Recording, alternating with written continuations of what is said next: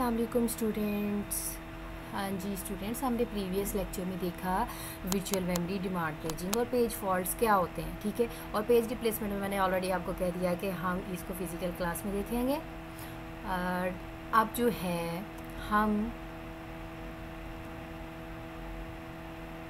Discuss करते हैं threshing के बारे में, ठीक है जी।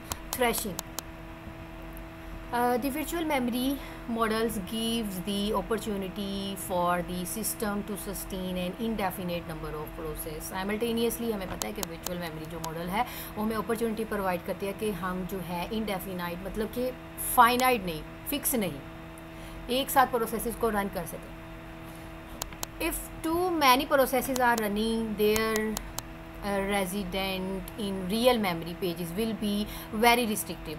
चलो मान लिया कि वर्चुअल मेमोरी तो आपको बहुत सारे इंडेफिनेट प्रोसेसेस की एक्सेस प्रोवाइड करती है, लेकिन वर्चुअल मेमोरी तो बेचारी थोड़ी सी है ना, उसमें हम ओवरबर्डन तो नहीं ना डाल सकते।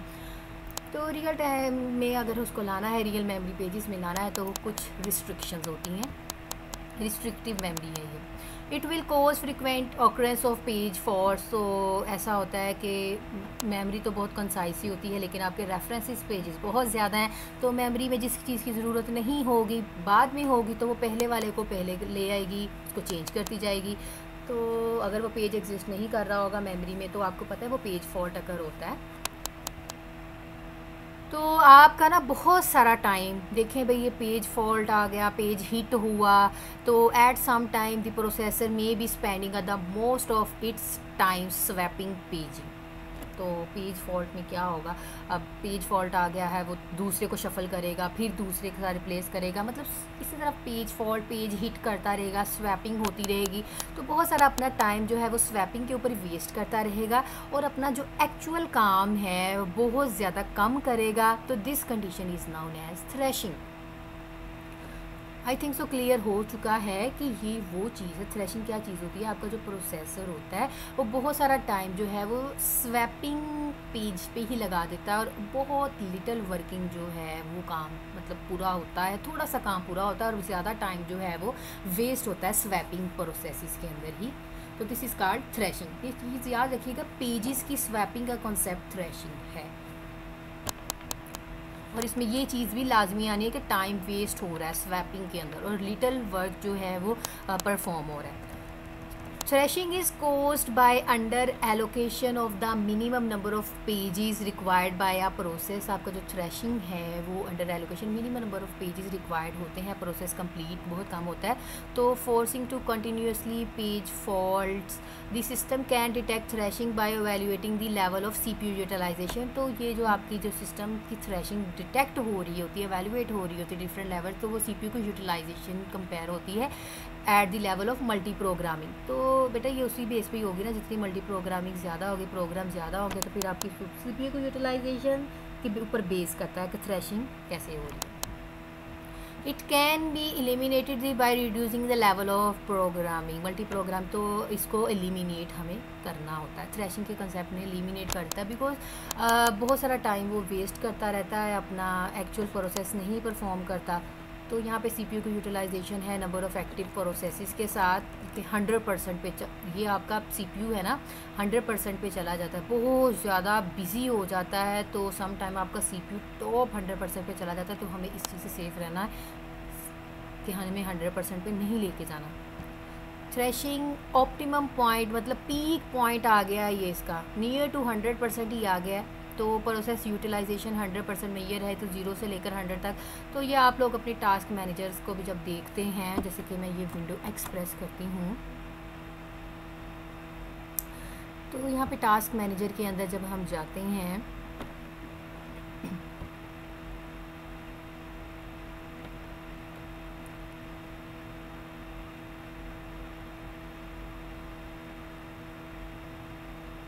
ठीक है, हमें भी पता है कि ये हमारी ये जो स्टार्टअप है, ऐप हिस्ट्री है, यहाँ पे आपकी परफॉर्मेंस हो रही होती है। ये देखें आपकी CPU है, तो यहाँ पे आप देख सकते हैं कि मेरा CPU किस फॉर्म में चल रहा है, ये आपकी 100% है। यहाँ पे चले जाएगी ना, जब डिपेंड करता है आपका टास्क आपके सिस्टम के ऊपर कितनी चीज़ें जो है वो रनिंग मोड में है। कुछ सॉफ्टवेयर होते हैं इतने हैवी होते हैं, जैसे कि नेटवर्किंग से रेलिवेंट सॉफ्टवेयर होते हैं, वो बहुत हैवी होते हैं, या फिर आप जैसे प्रोग्रामिंग कर रही हैं तो ट्राई इट कि आपकी मेमोरी जो है वो ज़्यादा यूज़ हो, सीपीयू की यूटिलाइजेशन हाई होनी चाहिए, मतलब जितनी ये मतलब नीचे होगा, ज़्यादा पावर नहीं यूज़ करेगा, उतना ही पीसी आपका फास्ट काम करेगा। मैम इसलिए तो कह रहे हैं कि मेमोरी जो है ना वो अच्छी होनी चाहिए।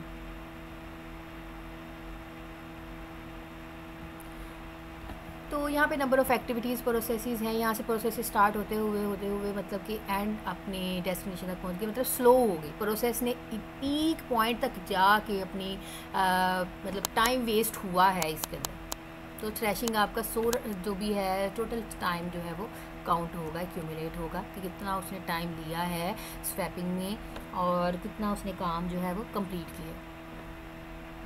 तो यहाँ पे from the above we see that the operating system must regulate the number of active process to prevent the onset of thrashing. तो एक्टिव प्रोसेस जो है वो प्रिवेंट होंगे इसकी बेस पे, आपकी थ्रैशिंग की बेस पे। ओके जी, वर्किंग सेट के बारे में बात करते हैं। वर्किंग सेट जो है वो क्या है, कलेक्शन ऑफ पेजेस है which is actively reference by a process, जो कि आप रेफ़र कर रहे हैं by a process. The working set of process should be kept in main memory to run efficiently. तो जो भी आपका वर्किंग सेट है वो देखिए मेन मेमोरी के अंदर होगा तो देन वो काम करेगा। तो इसी तरह अदरवाइज़ क्या होगा, थ्रैशिंग जो है वो रिपीट होती जाएगी, पेज फॉल्ट आते जाएंगे, वो अपना टाइम जो है वो स्वैपिंग के अंदर ही लगाता जाएगा। तो अगर आपको एफिशिएंटली काम करना है तो प्रोसेस को जो है वो सेट करना पड़ेगा, रेफरेंस पेजेस को सेट करना पड़ेगा। A popular rule to avoid thrashing is to given process enough page frames. तो हम यहाँ पे इनफ पेज फ्रेम्स यूज़ करेंगे to hold half their virtual space. A work set storage management policy is used to maintain the working set of active program in the main memory। तो जो हमें चीज़ चाहिए, हमारी एक्चुअली वर्किंग सेट क्या होता है, storage management policy है। ये आपकी स्टोरेज मैनेजमेंट पॉलिसी है जो कि मेंटेन करती है एक्चुअल वर्किंग सेट को, जो आपका प्रोग्राम एक्टिव होगा सिर्फ मेन मेमोरी के अंदर। The decision to add a new process to active set process is decided on the basis of whether enough space is available in the main memory। वो देखिएगा अगर स्पेस अवेलेबल है तो उसको क्या कर देगा, अकोमोडेट कर देगा, अदरवाइज वेटिंग लिस्ट में लगा रहेगा।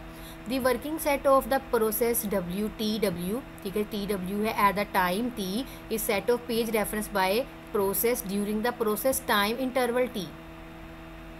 Process time means that the time during which process has the CPU। ये आपका जो T है ये वो टाइम है जो आपका प्रोसेस CPU जो है वो ले रहा है।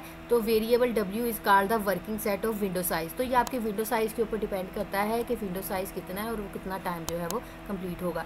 तो ये पेज रिप्लेसमेंट के अंदर सारे मेथड्स आएंगे, विंडो साइज़ आप बनाएंगे, प्रॉपर काम करेंगे इसके ऊपर। Working set change during process execution. जो भी आपका वर्किंग सेट है वो चेंज हो रहा होता है एग्जीक्यूशन टाइम, ठीक है, प्रोसेस एग्जीक्यूट हो रहा होगा तब ये चेंजेस करेगा सेटिंग, पहले से ही मेमोरी को वेस्टिंग में नहीं लगाएगा। पेजेस आर एडिड और deleted the critical changes at the run point पे चेंज होगा, ठीक है, कंप्लीटली वर्किंग सेट पे। Initial subsequent working set of a process में differ completely in size and content. तो ये वेरी करते हैं एट द रन टाइम पे। तो देख लेते हैं, ये आपकी यहाँ पे फिगर है, definition of process working set of the pages. तो pages referenced by the process during this time. तो आपका जो पेज रेफर कर रहा है by the process during this time interval constitutes time process. Working set W, working set मतलब यहाँ पे W वर्किंग सेट है, T आपका टाइम है और आपका टोटल जो भी ड्यूरेशन ऑफ टाइम है वो काउंट होगा। प्रोसेस एग्जीक्यूशन टाइम है ये वाला, ठीक है, प्रोसेस एग्जीक्यूशन टाइम है, ये सिंपल टाइम है, और T माइनस W दोनों को एग्जीक्यूट कराएंगे तो आपके पास जो है कम्प्लीटली आपका प्रोसेस एग्जीक्यूशन टाइम जो है वो आ जाएगा।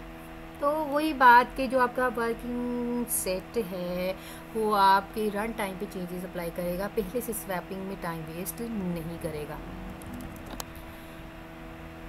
जी स्टूडेंट्स, अब हम बात करते हैं पेज साइज़ की। Page size is a hardware design issue. आपका जो पेज साइज़ होता है ना वो आपकी हार्डवेयर डिज़ाइन पे बेस करता है, उसका इशू होता है। Small pages reduce the amount of internal fragmentation. और हमें पता है पेजिंग वगैरह के अंदर कौन सी फ्रेगमेंटेशन अकर होती है, इंटरनल फ्रेगमेंटेशन अकर होती है। तो जो भी आपका स्मॉल पेज रिड्यूस करेगा अमाउंट ऑफ इंटरनल फ्रेगमेंटेशन को, तो large pages reduce the page size of page table.